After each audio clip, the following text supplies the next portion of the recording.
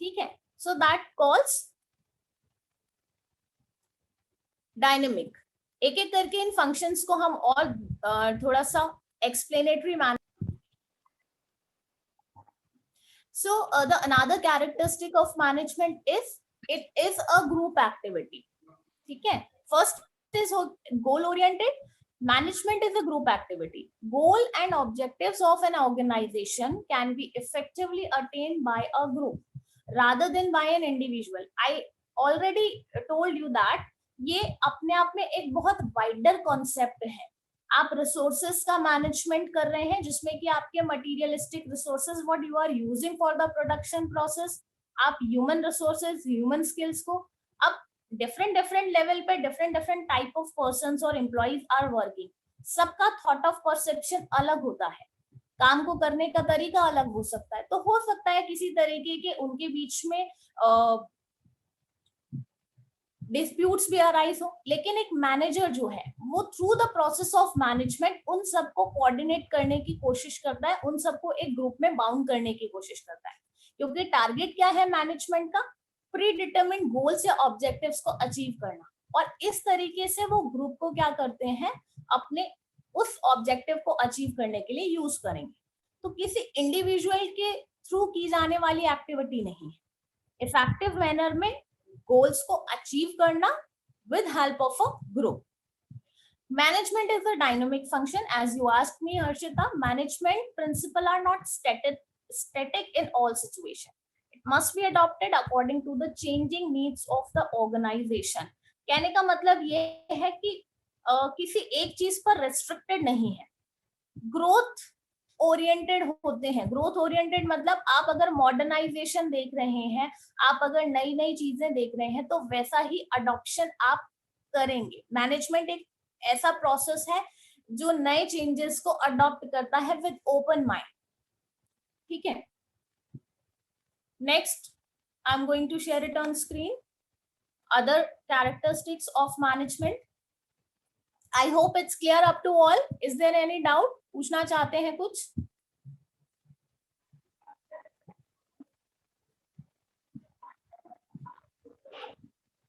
It's pervasive. Pervasive मैंने आपको बताया था ये कैसा है, यूनिवर्सली एप्लीकेबल है, all types of organization anywhere in the world. किसी भी वर्ल्ड लेवल ऑर्गेनाइजेशन में मैनेजमेंट के जो प्रिंसिपल्स हैं वो एज इट इज फॉलो होते हैं। Universally applicable, as I said कि आपकी कुछ चीजें प्री डिटरमिन, प्री सेट होती है और उनमें कोई बदलाव कभी नहीं होता। Like sun rises in the east एक यूनिवर्सली एप्लीकेबल कॉन्सेप्ट है। उसी तरीके से जो मैनेजमेंट के प्रिंसिपल्स है वो भी क्या होते हैं, वर्ल्ड वाइड किसी भी ऑर्गेनाइजेशन में हम चले जाएं सिमिलरली अप्लाई होंगे। मैनेजमेंट ऑफ वर्क, मैनेजमेंट जो है एक मल्टी डायमेंशनल प्रोसेस है। मल्टी डायमेंशनल का मतलब क्या है, आपका किसी एक पर्टिकुलर चीज के मैनेजमेंट की बात हम नहीं कर रहे हैं। किसी भी ऑर्गेनाइजेशन में अगर आप जाते हैं, जैसे कि मैंने बोला मटेरियलिस्टिक चीजों का भी मैनेजमेंट होगा, ह्यूमन रिसोर्सेस का भी मैनेजमेंट होगा, डिफरेंट टास्क जो आप करने वाले हैं उनकी भी प्री प्लानिंग होगी। तो management of work, management of people and management of operations, तो ये क्या है, एक मल्टी डायमेंशनल प्रोसेस है।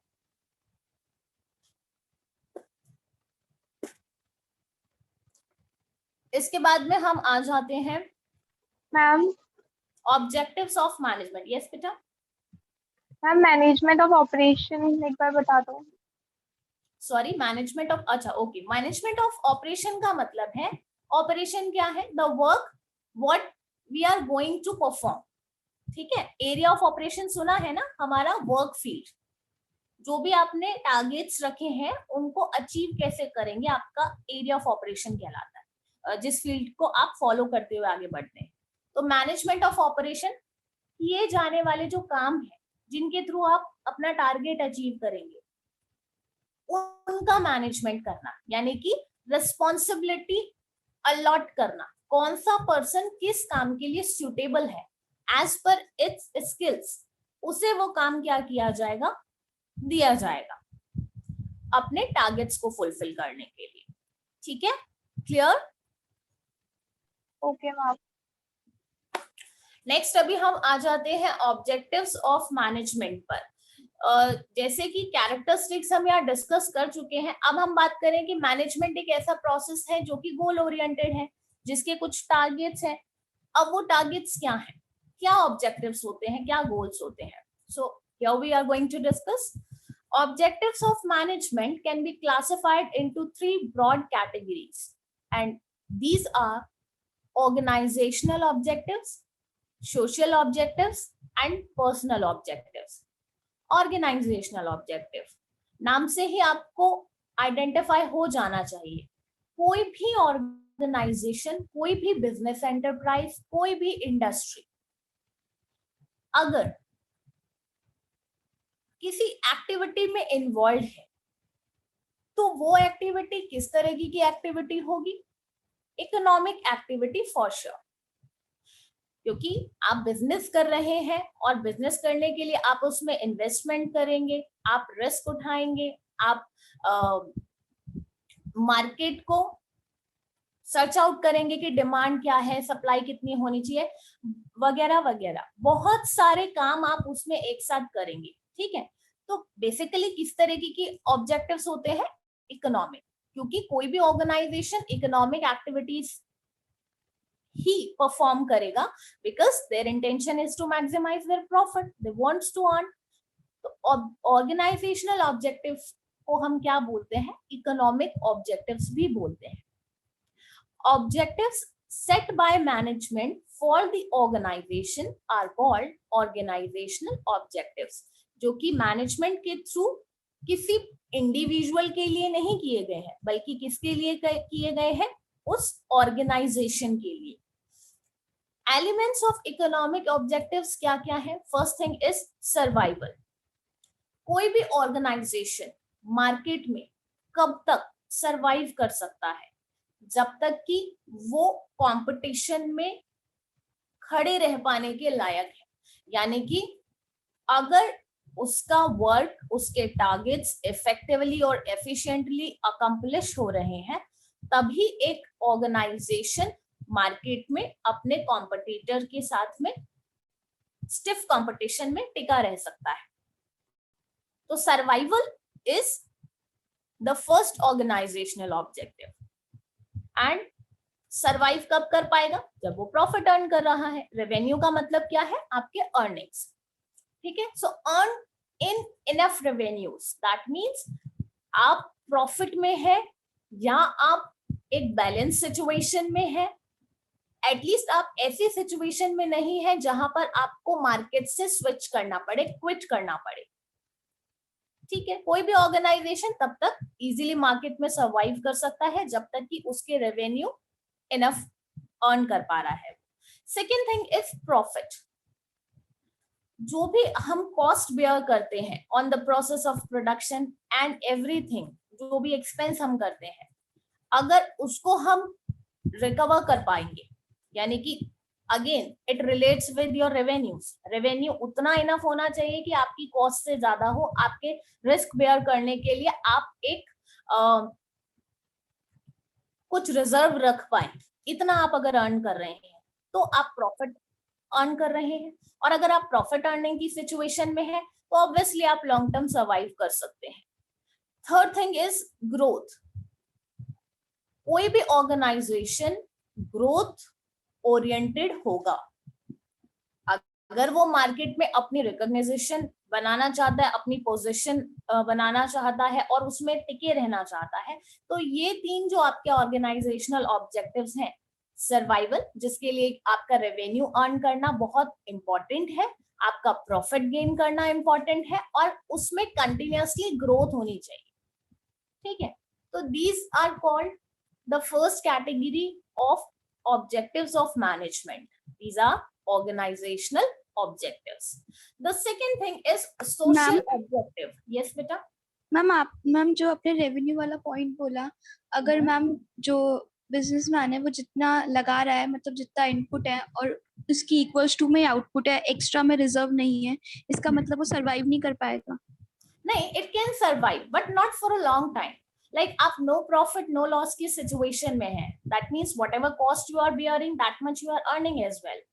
लेकिन up to where you can go along, कहाँ तक जा सकते हैं? क्योंकि आज तो आपको लग रहा है कि नो प्रॉफिट नो लॉस, मेरा जितना कॉस्ट है उतना ही मेरा अर्निंग है, तो मैं अगर दोबारा इन्वेस्ट करके और उसी तरीके से अपने प्रोडक्शन को कंटिन्यू कर लूं तो ठीक है।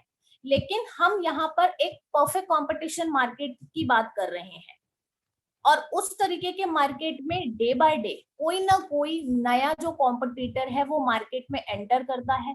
रोज कोई एक पर्सन आपका मार्केट में अगर कॉम्पिटिटर आता है, टेक्नोलॉजी अपग्रेडेशन हो रहा है, every day is a new challenge in front of any industrialist और अ बिजनेस पर्सन। ऐसी कंडीशन में आप सरवाइव तो करोगे, बट बहुत लॉन्ग टाइम तक आप उधर टिक नहीं पाओगे। ठीक है, अब चलो मान लिया आप जो कह रहे हैं कि आपने जितना कॉस्ट बियर किया उतने आपके रेवेन्यू आ गया, ठीक है। लेकिन इन दैट केस यहाँ पर बिजनेस एक ऐसी एक्टिविटी है जिसमें कि रिस्क इन्वॉल्वमेंट बहुत ज्यादा है। फॉर एन एग्जाम्पल, आपका कॉस्ट था 50,000 का, आपने अर्न किया 50,000, and at the same time अब इस 50,000 में से आपको क्या देने हैं? आपके जो वर्कर्स हैं, एम्प्लॉइज हैं, उनको सैलरी देनी है, वेजेस देने हैं। इन दैट केस किसी तरीके का कोई नेचुरल कैलेमिटी हो गया, या loss by fire, loss by theft, ऐसी कोई चीज हो जाती है, आप उसे कैसे मैनेज करेंगे? पॉसिबल नहीं है। ठीक है, तो ये सारी बातों को भी ध्यान में रखना पड़ेगा कि रेवेन्यू अर्न तो करो, but that should be enough to bear all these things together. आप एक तरफ रिस्क भी हैंडल कर पाए, एंड दूसरी तरफ आप अपने जो मेन एक्सपेंसेस हैं उन्हें पूरा कर पाए। ठीक है, the next thing is social objective. The another category of management objective is social objective. अब ऑर्गेनाइजेशन के ऑब्जेक्टिव तो हमें समझ में आ गए कि ऑर्गेनाइजेशन कब सरवाइव करेगा, जब प्रॉफिट अर्न करेगा या रेवेन्यू अर्न करेगा। लेकिन सोशल ऑब्जेक्टिव्स क्या है? A business should conduct the activities to fulfil the expectations of the society, providing schools and creatures to employees, giving employment opportunity, etc. Undesirable activities should not be undertaken for maximizing profit. अब इधर यहाँ पर ध्यान देने वाली बात ये है, क्या आपने एक वर्ड सुना है CSR? जानते हैं CSR के बारे में कुछ आप? Yes ma'am. हाँ बताओ Deepika, what it is? Ma'am, corporate social responsibility. Very good, and what it is, what do you understand with it?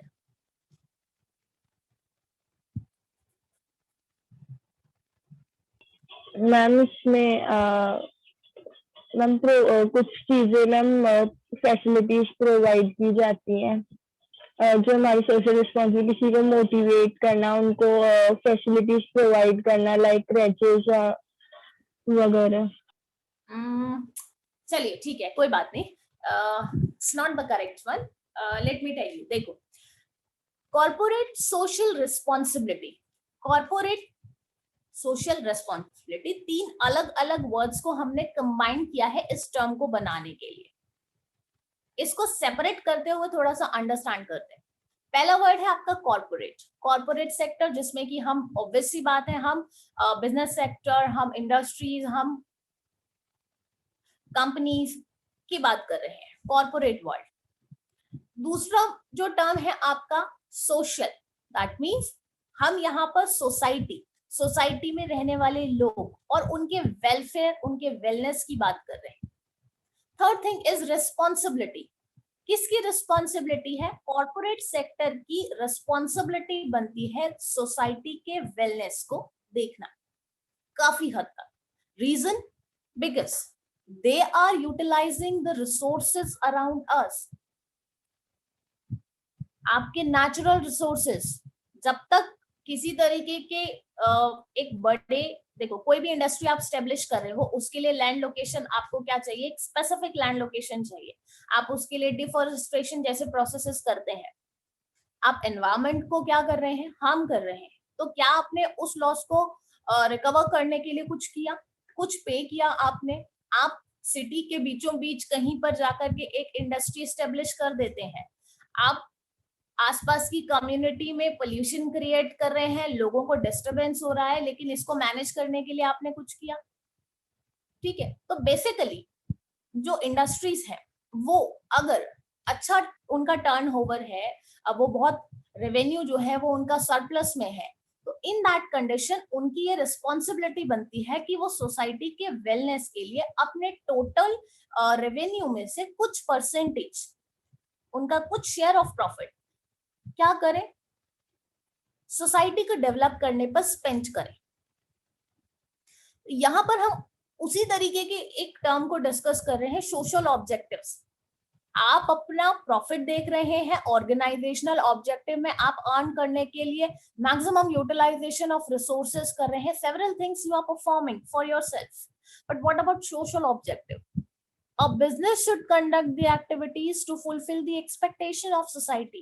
अगर आप रिसोर्सेज से फास्टर प्रोडक्शन कर रहे हैं तो आपकी रिस्पॉन्सिबिलिटी बनती है आप better quality of goods provide करें, providing school and creches to employees, giving employment opportunity. जहां आपका लेवल ऑफ प्रोडक्शन बढ़ रहा है उसके साथ साथ आप एम्प्लॉयमेंट अपॉर्चुनिटीज भी प्रोवाइड करें,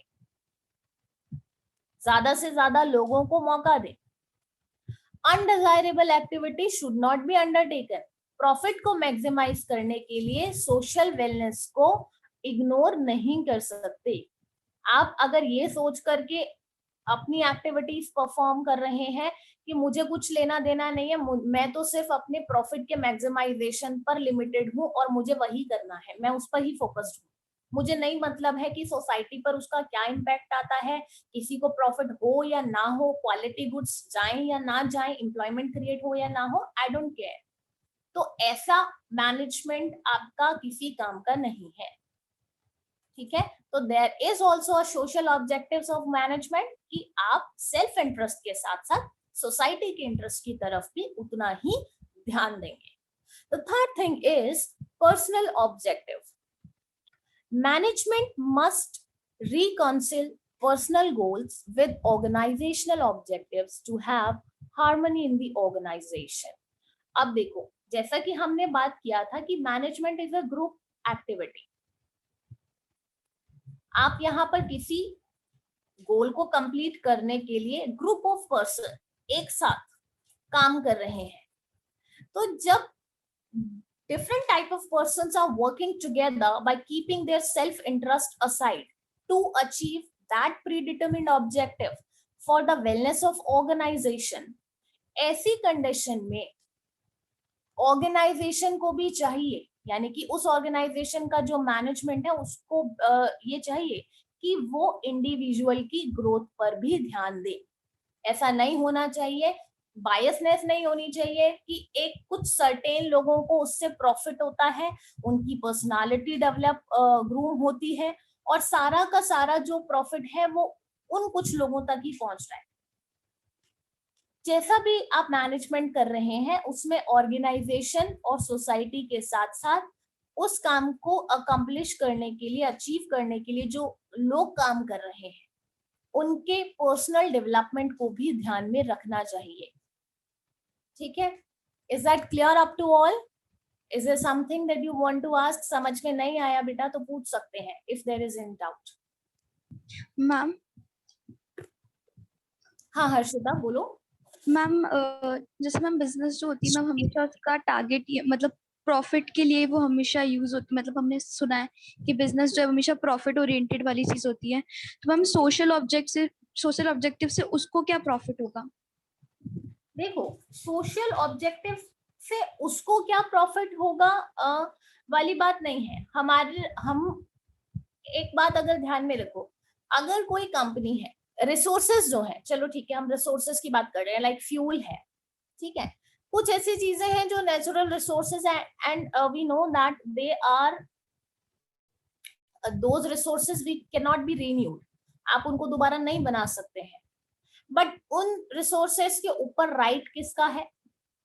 हम सबका है। पूरी सारी जो ह्यूमन बीइंग है, हमारी ह्यूमन सोसाइटी है, सबका इक्वल राइट है उसके ऊपर। लेकिन ऐसे में क्या होता है कि जो लार्ज स्केल इंडस्ट्रीज हैं, बिग कंपनीज हैं, वो अपने बिग बजट के थ्रू इस तरीके के रिसोर्सेज का ओवर एक्सप्लॉइटेशन करती है। अब ये उनके अकेले का राइट नहीं है ये रिसोर्सेज, लेकिन वो क्या कर रहे हैं, मैक्सिमम क्वांटिटी में कोशिश कर रहे हैं उन रिसोर्सेज को एक्सट्रैक्ट या एक्सप्लॉइट करने की। और उनके ऐसा करने से एक सर्टेन सेक्शन ऑफ सोसाइटी उन रिसोर्सेज को लेकर के स्कार्सिटी फेस करेगा जब भी जरूरत होगी। तो ऐसे में अगर वो पर्टिकुलर ऑर्गेनाइजेशन या इंडस्ट्री रिसोर्सेज को यूज करके और प्रॉफिट अर्न कर रही है, तो उस प्रॉफिट को कहां से कमा रही है, बाकी लोगों को स्कैर्सिटी फेस करनी पड़ रही है। यानी कि हमारे शेयर का जो रिसोर्सेज थे वो भी अपनी इंडस्ट्री में वो लोग यूज कर रहे हैं, हमारे रिसोर्सेज जो हमारे काम आने चाहिए थे वो भी अगर एक पर्टिकुलर इंडस्ट्री यूज कर रही है, तो आपकी कोई रिस्पॉन्सिबिलिटी बनती है इन एक्सचेंज ऑफ दैट कि आपने ओवर यूटिलाइजेशन किया जिसकी वजह से लोगों को सेक्रीफाइस करना पड़ा। तो उनके सेक्रीफाइस को ध्यान में रखते हुए आपको तो पे बैक करना चाहिए ना। और ऐसा ये इनके सेल्फ इंटरेस्ट पर नहीं है, ऐसा हमारा गवर्नमेंट ऑफ इंडिया का ये प्रोजेक्ट है कि हर वो कंपनी जिसका टर्नओवर 100 करोड़ या उससे ज्यादा का है, उनको क्या करना है, अपनी टोटल अर्निंग का एक सर्टेन सेक्शन एजुकेशन पर, एम्प्लॉयमेंट पर, एनवायरमेंटल डेवलपमेंट पर या ऐसी ही अदर सोशल डेवलपमेंटल एक्टिविटीज पर स्पेंड करना है। क्योंकि इतना प्रॉफिट अर्न करने से अगर हम सोसाइटी को देखें, एक सर्टेन सेक्शन ऑफ सोसाइटी क्या बनता जाता है, बिकम मोर रिचर, और इससे रिच पुअर के बीच का जो गैप है दैट बिकम वाइडेड, जैसा कि हमारे गवर्नमेंट नहीं चाहती है। अगर ऐसा ही चलता रहा तो ठीक है, फिर वो पॉवर्टी का रेशियो इंक्रीज होगा, अनएम्प्लॉयमेंट, और एक सर्टेन जो सेक्शन ऑफ सोसाइटी है वो लोग कैपिटलिस्ट बन करके बैठ जाएंगे।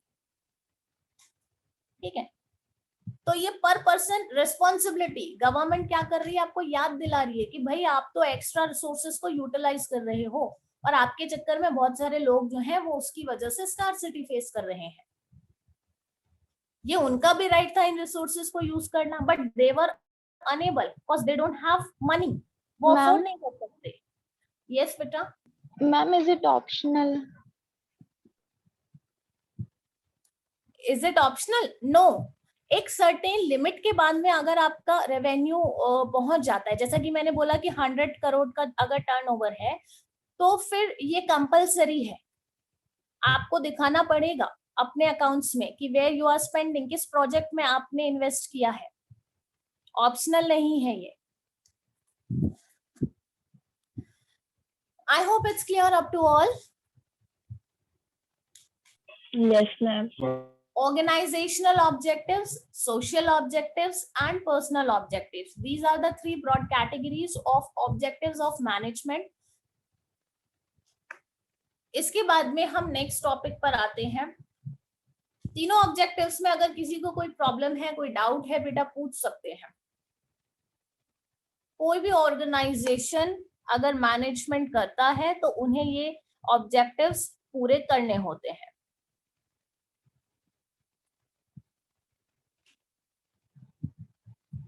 अब हम बात करेंगे इंपॉर्टेंस ऑफ मैनेजमेंट की। Why it is important? क्या बिना मैनेजमेंट के गोल्स को अचीव नहीं किया जा सकता? Let's just imagine, let's take an example. कोई एक बिजनेस फर्म है, ठीक है, और बहुत सारे लोग वहां पर काम करते हैं, एम्प्लॉयज हैं, एम्प्लॉयर है, अदर वेज वर्कर्स हैं, सब एक साथ में काम कर रहे हैं, ठीक है, बट मैनेजमेंट नहीं है किसी भी चीज का, ना वर्क मैनेजमेंट है, ना आपका टाइम मैनेजमेंट है, ना आपका अदर काइंड ऑफ एक्टिविटी, किसी भी तरीके का ऑपरेशनल मैनेजमेंट वहां पर नहीं है। अब जो पर्सन है, जो एम्प्लॉयर है, जो ओनर है, उसने अपना गोल बता दिया कि हमें ये गोल अचीव करना है। जब तक मैनेजमेंट नहीं होगा तब तक ये एक ग्रुप एक्टिविटी नहीं होगी। सारे जो एम्प्लॉयज हैं उनका कोऑर्डिनेट हो पाना इम्पॉसिबल है। इफेक्टिवनेस और एफिशिएंसी की तो बात ही हम छोड़ दें, ठीक है। अब अपने अपने लेवल पे सब लोगों ने काम करना स्टार्ट कर दिया और वो अचीव करने की कोशिश कर रहे हैं गोल। अगर इंडिविजुअल पर्सन अपना प्लान बनाएगा, रिसोर्सेस का यूटिलाइजेशन करेगा, but one thing that should be keep in mind कि रिसोर्सेस तो कैसे है, ऑर्गेनाइजेशन के पास लिमिटेड है, उन रिसोर्सेस लिमिटेड रिसोर्सेस को ही हमें क्या करना है, एफिशिएंटली और इफेक्टिवली यूटिलाइज करना है। अब अगर हर पर्सन अपने अपने प्लान के अकॉर्डिंग रिसोर्सेस को यूटिलाइज करेगा, अपने वर्क को, अपने प्लान को एग्जीक्यूट करेगा गोल को अचीव करने के लिए, तो क्या किसी भी गोल को हम सक्सेसफुली अचीव कर पाएंगे? 10 लोग हैं और 10 अलग अलग तरीके के प्लान आपने बना लिए और एक दूसरे को कोऑपरेट नहीं कर रहे, बल्कि कंपटीशन क्रिएट हो रहा है कि मैं इससे पहले करके दिखाऊं और मैं इसका काम किसी तरीके से ना होने दूं सक्सेसफुली। अगर इस तरीके का वर्किंग एनवायरनमेंट होगा किसी भी बिजनेस ग्रुप में, किसी भी इंडस्ट्री, किसी भी कंपनी में, तो डेफिनेटली जो हम टारगेट अचीव करना चाहते हैं with in the time limit, वो हम नहीं कर पाएंगे in the absence of management. So why management is important? अगर मैनेजमेंट होगा तो मैनेजर क्या करेगा, पहले कोशिश करेगा सभी लोगों को एक साथ वो क्या कर पाए, उस गोल पर वर्क करने के लिए रेडी कर पाए, उनके बीच में एक प्रॉपर कोऑर्डिनेशन हो, वर्क का डिवीजन हो, right person on right job हो, तब जाकर के हम रिसोर्सेस का प्रॉपर यूटिलाइजेशन करते हुए अपने टारगेट्स को इफेक्टिवली और एफिशिएंटली अचीव कर पाए। So here comes importance of management. The first one is it helps in achieving group goal. Proper management of all individuals in an organization is very essential. हर एक person को उसके skills को proper utilise करना, properly manage करना। आप एक person जो कि वर्कर है और एक पर्सन जो एम्प्लॉयर है, दोनों में डिफरेंस है। वर्कर क्या है आपका, casual wage worker I should say, उस वर्कर को अनस्किल्ड वर्कर की कैटेगरी में आप रख सकते हैं। एक एम्प्लॉय जो है वो एक स्किल्ड वर्कर है। क्या दोनों का किसी तरीके से कंपटीशन हो सकता है? आपने स्किल वाले को तो कैजुअल वेज वर्कर के काम पे लगा दिया और कैजुअल वेज वर्कर को स्किलफुल वर्क जहां चाहिए था वहां लगा दिया, तो काम कंप्लीट नहीं होगा और उधर आपके रिसोर्सेस का वेस्टेज जरूर हो जाएगा। तो प्रॉपर मैनेजमेंट का मतलब क्या है, इंडिविजुअल्स का भी प्रॉपरली मैनेजमेंट बहुत जरूरी है ऑर्गेनाइजेशन में, कि उसके स्किल्स को सही जगह पर यूटिलाइज किया जाए। Accomplishment of organizational objective, group goal is more important than the individual objectives. One more thing we should also understand, management एक ऐसा प्रोसेस है जो कि ग्रुप एक्टिविटी है। हम ऑब्वियसली बात है ऑर्गेनाइजेशन के ऑब्जेक्टिव्स को अचीव करने की बात कर रहे हैं, हम किसी इंडिविजुअल के या किसी के सेल्फ इंटरेस्ट को प्रमोट नहीं करते हैं। तो मैनेजमेंट किस तरीके की एक्टिविटी है जहां पर आप ऑर्गेनाइजेशन के गोल्स को अचीव करेंगे और उसके लिए इंडिविजुअल के इंटरेस्ट को असाइड करते हुए आप कंपनी के, अपने फर्म के ऑब्जेक्टिव्स को अचीव करेंगे। ठीक है, wait a second, let me share it on screen.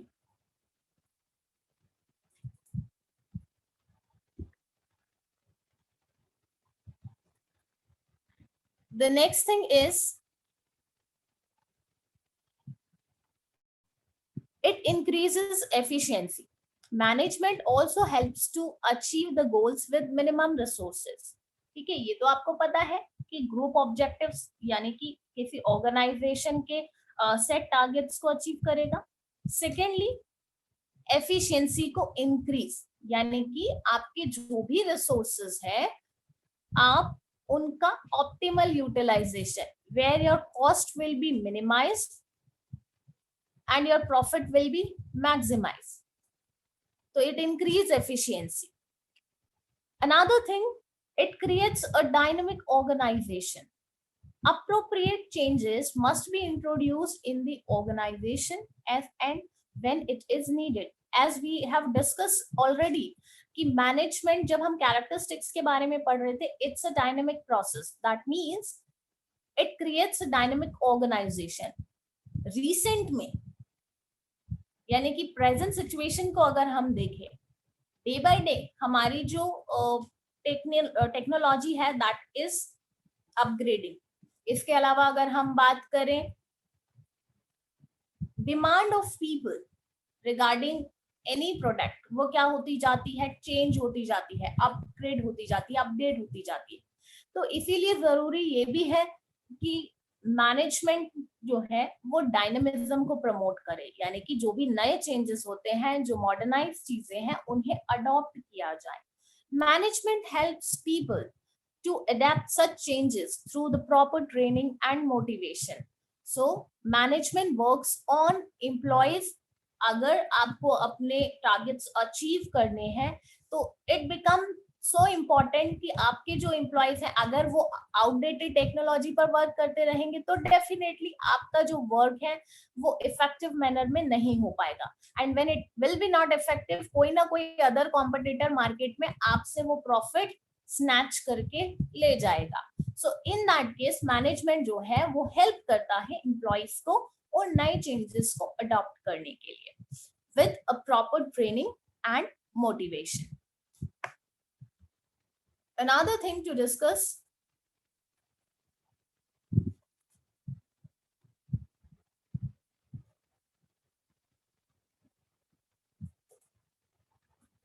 it helps in achieving personal objectives. जैसा कि हम पहले भी डिस्कस कर चुके हैं, ये आपके सिर्फ ऑर्गेनाइजेशन या सोसाइटी के ऑब्जेक्टिव्स को अचीव करने तक लिमिटेड नहीं है. Management tries to complete the objective of personals also. Along with the organization objective, individual member in the team should be able to achieve their personal goal.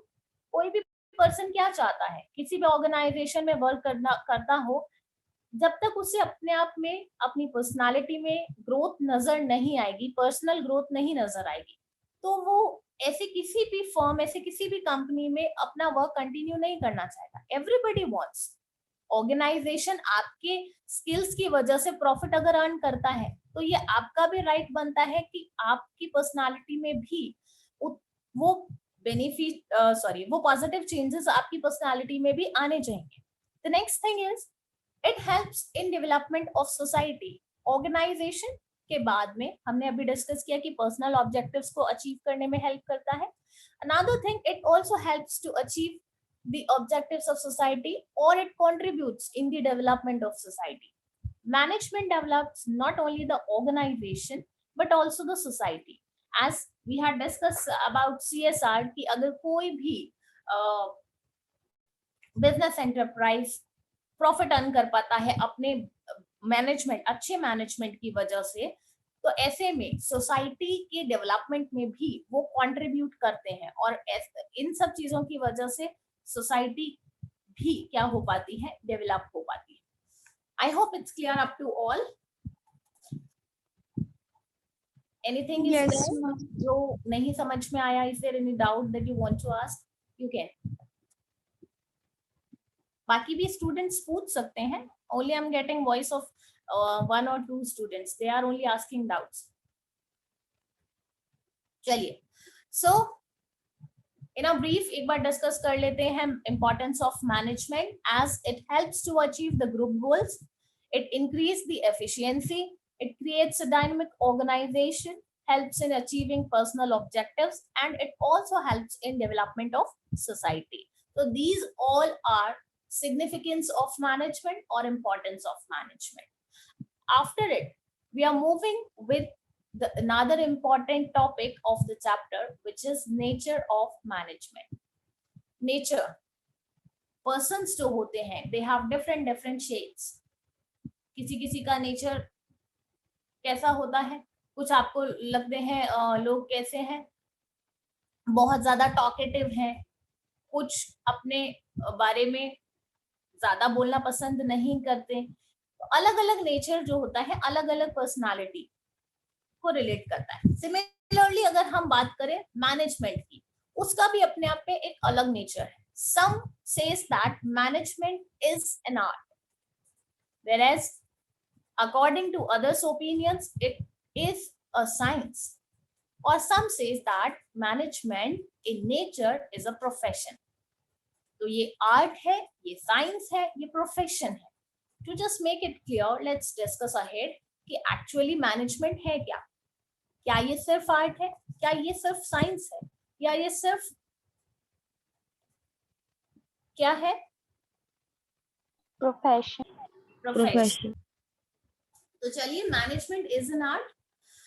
Management is an art because a manager uses his skills and knowledge in his day-to-day activities for achieving the goals of organization. Art क्या है? पहले तो मुझे art को define करो.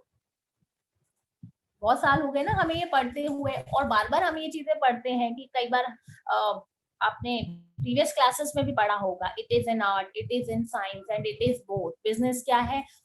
Art है, science है, दोनों है. तो ऐसा आप कई बार पढ़ चुके हैं ऑलरेडी. तो what do you understand with art? Art क्या है? Ma'am having Creative skills and okay, innovation. चलिए.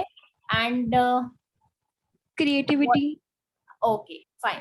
देखिए, ठीक है, दोनों का मिलाकर के मुझे टोटल एक आंसर मिल गया है. आर्ट क्या है? Is a manner. Art is a manner in which a person performs any activity skillful and creative way. In skill, by using its skills, or in creative way. तो जब कोई भी activity आप perform करते हैं skilfully, creatively, वो आपकी art है. काम को करना और क्रिएटिवली करना दो बहुत अलग चीजें हैं. कई बार हम बोलते हैं ना हैंड राइटिंग को लेकर के कि कुछ बच्चे जो हैं, अभी मैंने आप लोगों को एक अगर असाइनमेंट दे दिया, भाई ऐसे राइटिंग है और आपको लिख करके मुझे दिखाना है, तो कुछ स्टूडेंट्स क्या करेंगे, एक शीट लेंगे और उसके ऊपर बस बॉल पेन लिया, जेल पेन लिया, पूरा ऐसे लिख दिया, हो गया. 500 वर्ड का लिमिट था, मैंने लिख दिया, मैंने कुछ उसमें क्रिएटिव नहीं डाला. कुछ स्टूडेंट्स होते हैं वो स्मार्टली वर्क करेंगे. पहले वो हेडिंग लिखेंगे, उसके बाद में वो सब हेडिंग लिखेंगे, उसके बाद में वो एक कोटेशन यूज करेंगे, और उसके बाद में जाकर के वो अपना क्या करेंगे, ऐसे राइटिंग करेंगे. तो दोनों ने ही किया है ऐसे राइटिंग. लेकिन व्हाट इज आर्ट? आर्ट क्या है? किसी भी काम को स्किलफुल और क्रिएटिव इफेक्टिव मैनर में करना आर्ट कहलाता है. तो management is that kind of work. It is an art because a manager uses his skills and knowledge in his day-to-day activity. अब उसको हर डे किसी ना किसी तरीके के रिस्क, किसी ना किसी तरीके के चैलेंज के साथ में डील करना पड़ता है, और उसके लिए वो क्या करता है, अपने स्किल्स को यूज करता है. ठीक है, क्योंकि मैनेजमेंट करने वाला जो पर्सन है, दैट मीन्स मैनेजर जो है, वो बहुत सारे लोगों के बीच में कोऑर्डिनेशन को बैठाने की कोशिश करता है. सबको एक ही गोल अचीव करना है, लेकिन सबके थॉट्स अलग अलग हो सकते हैं. उनको बाउंड करके, उनको एक साथ कलेक्ट करके चलना, ये पॉसिबल है only with help of management. Another thing that should be discussed, existence of theoretical knowledge.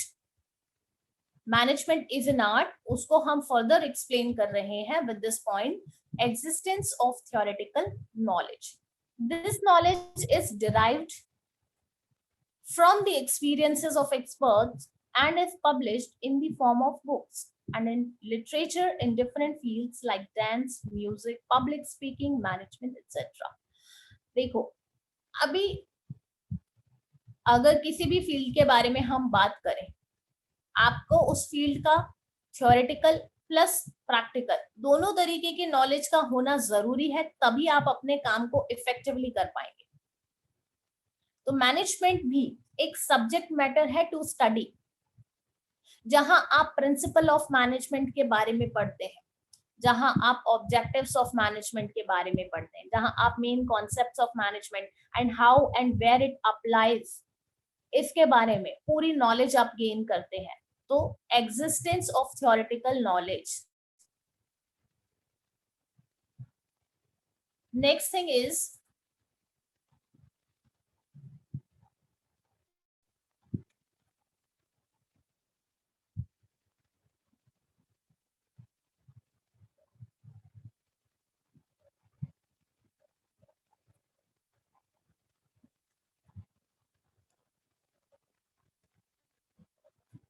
it is a personalized application.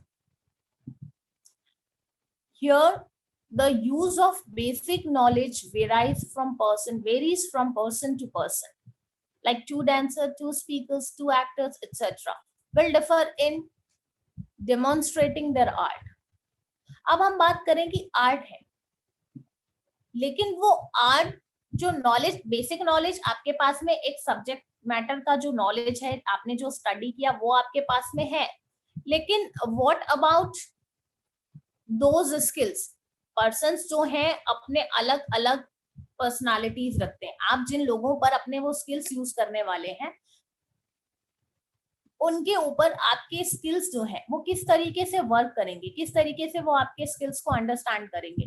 तो बेसिकली बेसिक नॉलेज का यूज जो है वो पर्सन टू पर्सन डिफर करता है. 2 डांसर्स, दोनों का कंसेप्ट अलग हो सकते हैं, दोनों की डांसिंग स्किल्स अलग हो सकते हैं, दोनों के डांस फॉर्म्स अलग हो सकते हैं. 2 स्पीकर्स, यस बेटा केशव, कुछ पूछना है? Why you are raising your hand? No, ma'am. No, ma'am. Okay, mistakenly. Yes, ma'am. Okay, fine, no problem. The next thing is based on practice and creativity. अब अपने स्किल्स का यूटिलाइजेशन तो है, लेकिन किस तरीके से? It involves creative practice of existing theoretical knowledge. Art क्या है? किसी भी चीज को परफॉर्म करने का तरीका है, but in a creative manner. तो आपके पास में नॉलेज तो है, but it depends on you how you are using your knowledge in a practical way. आप उसे कैसे यूटिलाइज कर रहे हैं, ठीक है? So I think for today it's enough. आपका क्लास का भी टाइम हो गया है, and I have another class to take. And I hope what we have discussed today, it's clear up to all. If there is any doubt that you want to ask, you can ask your doubts.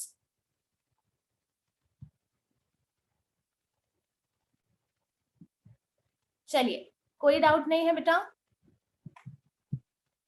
Fine, we'll continue in the next class. I guess sir is here. He will continue with